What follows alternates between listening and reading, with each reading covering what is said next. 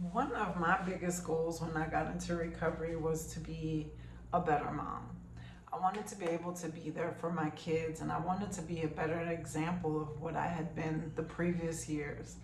What I didn't bargain for was that my oldest daughter would pretty much pick up where I left off and pursue a life of drug addiction, which I wouldn't even call it a pursuit. Like, she just made a decision. And for a long time, like, I was riddled with shame and guilt, and I took the blame for her decisions.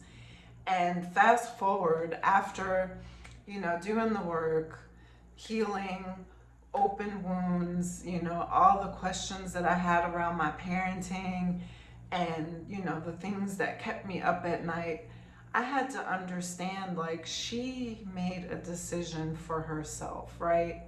The same way when my mother found out that I was using drugs after having witnessed her addiction, right? So generationally, like, we're like 3 generations in, and I'm claiming it ends here.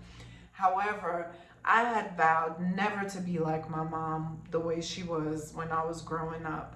I vowed that I would never drink alcohol, never use drugs. And then guess what? I used drugs and alcohol and probably used longer than she did.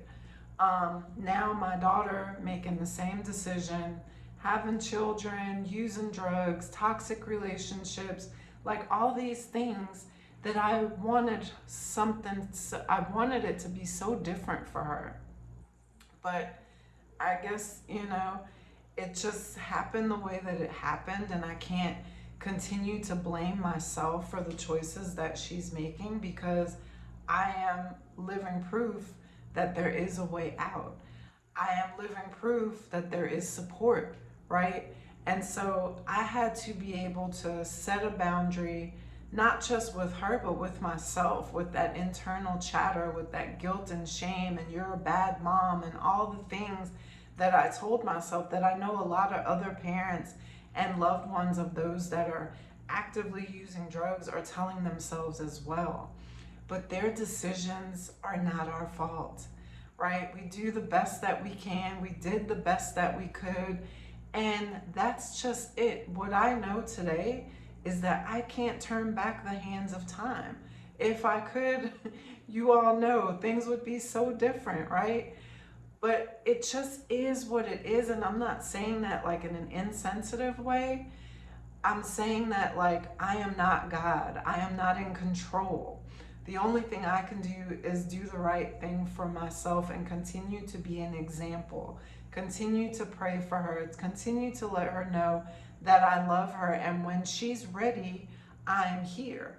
But in the meantime, I cannot be a part of the addiction chaos. I cannot be up at night, peeking out the windows, wondering if she's going to pull up, wondering who is that, her, or what car is that, who's dropping her off, are these people going to come back? Like, there's just so many questions that I've had in the past, and I could still take myself there now if I decide not to surrender. So I have to surrender. I have to understand, like, she's an addict. She's actively using drugs. She knows that there's a way out. She knows where the help is at. She has a living example. She has a living proof that recovery is real and it is possible. But in the meantime, while she's still out there, adding a few more chapters to her story, and I know that, one day she will find her way to recovery, and she will have a testimony, and she will be able to help those that are seeking recovery, right? So I just have to remember to stay hopeful. I have to remember that her choices are just that, her choices. I can be here for my grandchildren. I can be here for the people that don't have a say in the matter, right? My grandchildren did not have a say in the matter. So I try to show up for them to the best of my ability and show them that, yes, your mother is living this lifestyle, but hey, there is a way out, and people do recover, and things will get better at some point. And if they don't, they understand that their mom's addiction and her inability to be present for them right now has nothing to do with them personally, right? This disease is insidious and it hijacks our brain. And the things that we would do sober, well, I take that back. The things that we do under the influence are things that we would never do while we're sober. So one thing that I want to just say really quickly, and I've seen this happen a lot of times, we cannot tell our grandchildren or nieces or nephews or any of the little people that we're caring for that their mother or father chose drugs over them, or tell them that they chose a man over them or a lifestyle over them. Because what that does, it makes that child feel like they're not worthy of their mother's love, or they're not worthy of their father's love. And they're in competition with a substance. They're in competition with a man. They're in competition with alcohol.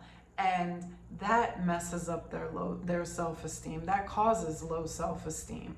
So we need to be really careful how we have these conversations with the children of those that are using. Please, please, please don't make the kids feel like their parent chose drugs and alcohol over them, because it's not true. You know, and I can say that from my own experience. I was out there for a long time and I wanted to get clean and I just didn't know how. And then I would try and things would happen, and the root cause was my underlying childhood issues, my underlying open wounds. And, you know, as I've said before, everybody's wounds, everybody's trauma is different. So even as a parent, like, we can't say, well, they had a great childhood. And maybe they did, but maybe something happened at school. Maybe they were bullied. Maybe there was, you know, some inadequacy. Maybe they didn't fit in. Like, that's their story and that's how they feel. So even though we've done everything right and people have raised their children not to be exposed to drugs and alcohol and all the things and try to keep them safe, and they still decide, you know, to go the other way, there's something that's going on, and it doesn't necessarily have anything to do with our parenting. It could be something that they've experienced outside of the home. So I just wanted to put that out there, because if we have the responsibility of caring for the little people, you know, we need to take that responsibility very serious, and we need to be careful of the conversations that we have around the little people, the children, right? We need to be very mindful, because even though we may feel the way that we feel, that is still their mother, that is still their father, that is still their sister, or whatever the dynamic of the relationship is. So remember, they have feelings too. And if you think about how things feel for you as an adult, just think about how those things are affecting a child when we continue to speak negatively and paint this picture of their loved one. Just be really, really careful. And in some cases, those little people might need therapy. They might need to talk to someone, you know, so their acting out is not a reflection of what you've done or what you know, how you've raised them. Their acting out is a cry for help.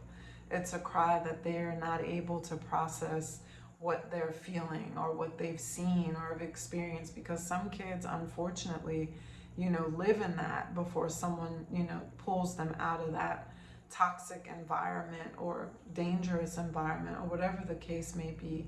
So pay attention to, you know, what you do and say around the kids, because that shapes them.